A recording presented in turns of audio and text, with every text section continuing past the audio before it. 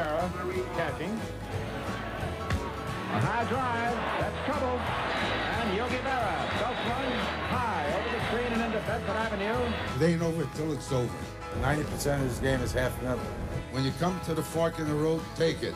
It's deja vu all over again. And the Yankees are champions. And look at Berr.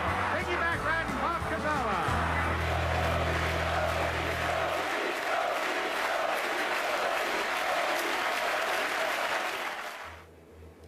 Yogi Berr, a 3-time MVP, 18-time All-Star, and 10-time world champion, passed away last night at the age of 90. He died peacefully at his home in New Jersey with his family. Berr, of course, played his entire career with the New York Yankees, except for 4 games with the Mets in 1965. And his name appears just as often in famous quotations with his Yogi-isms that we all love as it does in record books. Skip, how will you remember Yogi Berr? Stephen A., I know you're a longtime Yankee fan, but I'm older than you, and I think I followed closely your Yankees before your time. And I'm going to tell you that my one great regret about the life and times of Yogi Berra is that several generations, including this one, came to know him only for those malaprops we just heard, those Yogi-isms, if you will, instead of as the all-time great New York Yankee catcher and feared postseason clutch hitter that was the real Yogi Berra. I had the privilege of interviewing him a couple of times, one time in particular at length. He was extremely uncomfortable trying to be a comedian because it did not come naturally to him. These lines, these malaprops, just spilled naturally out of his mouth. I think later in his life he had some comedy writers for him who might have helped him with a couple of new ones. But he became a living legend in his later years, almost, if I can throw this out, as a cartoon character. And by the way, he had a real cartoon character, if you remember Yogi Berr, named after him, Yogi Berra. And it came to that for this man. And then as Molly pointed out, he won 10 rings. He holds all kinds of, I don't have time to go through all of his World Series records that he holds. And Stephen A., he won 3 MVPs, not 1 or 2, but 3. And he finished in the top 4 in the voting 4 other times. So that's 7 years of his career in which he was a factor to be the best player in all of baseball. You might not remember this, but on opening day about 3 years ago of the baseball season, we did our show from the Hard Rock Cafe in New York City. Yeah, I remember. And we tailored our show around, obviously, a lot of baseball, and especially because we were near Yankee Stadium, a lot of Yankee baseball. So we did a debate, top 5 all-time Yankees. And you were so upset with me because I included Yogi Berra as my 5th in the top 5, with obviously Babe Ruth, Lou Gehrig, DiMaggio, Mantle, Yogi. And I excluded your guy, Derek Jeter. And you said, how can you do that? And then we had the former Mayor Giuliani come on later, who's a longtime Yankee fan, and he sided with me and tried to sort of, not lecture you, but bring you up to speed on, hey, this guy was really, really great. And it gets lost in the fact that he's Yogi-isms. Oh, tell me another funny line. I'm not going to even read any of them because I don't want to distract our younger audience from the fact right now this was as feared a clutch hitter in his time as there was. And he stood about 5'7" and weighed 185 pounds. Squat little catcher. He looked and sounded like a New York guy, but he grew up in St. Louis.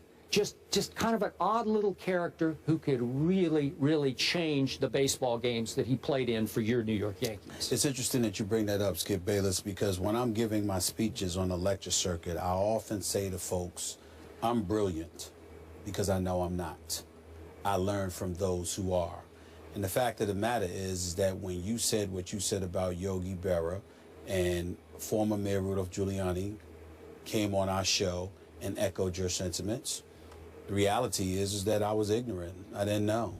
When you hear stuff about Yogi Berra, I'm just reading stuff like now, 1946 to 1985, he appeared in 21 World Series. In 17 also as a coach and manager. Coach and manager. All right, That's staggering to me. 21 World 17-year period with the New York Yankees, 14 times. 14 times they won the American League pennant. When you look at that and some of the numbers that come associated with him, what is it, 358 home runs, drove in 1,430 runs, 1957 through 1959, won 148 consecutive games behind the plate without one error, which is just phenomenal. It was a Major League Baseball record at the time. For me personally, being due to the fact that I never saw Yogi Berr play, I just saw the highlights because I was born in 1967, so I never saw him play. I do remember him managing. I do remember him finishing in third place as a manager for the New York Yankees. I do remember George Steinbrenner guaranteeing him that he would stay on as the manager even if they started off slow, because you don't just get rid of Yogi Berra. But then after a slow start that following year, I believe it was 84, 85, Yogi Berra started off slow. They were in last place, 16 games in. George Steinbrenner goes back on his word and fired him. And didn't fire him to his face. He sent Clyde King, the GM, Clyde King, the general manager, to give Yogi Berra the news. And I remember saying to myself as a kid, who the hell does he think he is? You know, you're in last place. What's wrong with you? But when you grow up and get wisdom attached to you and realize that your word has to mean something, I still don't knock Steinbrenner for firing him. But if you have to go back on your word, we'll get on DeAndre Jordan in the modern day era for the Clippers for going back on his word to the Dallas Mavericks. We'll get on other guys for making their mistakes. Then that means we can't give the late George Steinbrenner, God rest his soul, a pass. Clyde King should have never went to Yogi Berra's office. That should have been George Steinbrenner. George Steinbrenner should have held that press conference and said, I went back on my word and I apologize for that. I have to do this. George Steinbrenner should have been man enough to address Yogi Berra with the deference and the respect that he deserves because of all of his years of labor to the New York Yankees. And the fact that George Steinbrenner didn't do that obviously was something that resonated with Yogi Berra, to the point where Yogi Berra, to my knowledge, didn't speak against him. He just wouldn't show up. He wouldn't show up to be honored. He wouldn't show up to Monument Park and receive any platitudes or anything like that. And ultimately, they mended fences years later, which obviously was the great thing to do, because he should always be celebrated as one of the all-time great Yankees for his contributions to the franchise.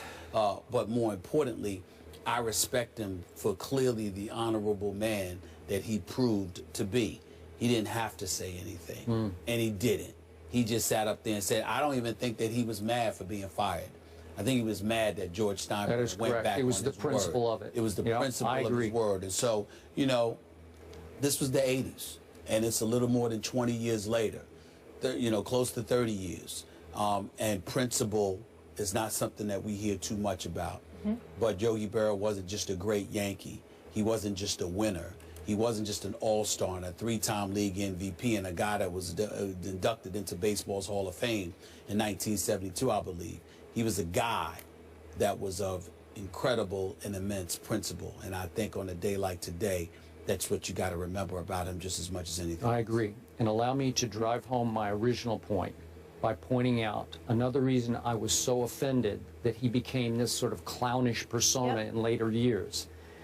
As a catcher, he was known as a savant, calling pitches for pitchers, and caught the one perfect game, as you remember, in the World Series, Don Larson's 1956 Game 5. Yeah. And he validated his brilliance by, as managing the Mets. Do you remember this? Took them to the World Series. All the way to the World Series to play the Oakland A's that were just about invincible at that point. But he validated that this man had baseball brilliance about him. But kids today just know, oh, the funny little guy, the Yogiisms. Yeah. Really? Skip to that. I grew up watching Yankees games with my dad. He's a diehard, all New York fan. And I wasn't aware of any of this, speaking for the millennials. I knew the Yogiisms, I knew the name, but in terms of the prowess that you're talking about and the 18-time All-Star, so I appreciate both of you guys sharing that. Yeah. God bless him. God bless him.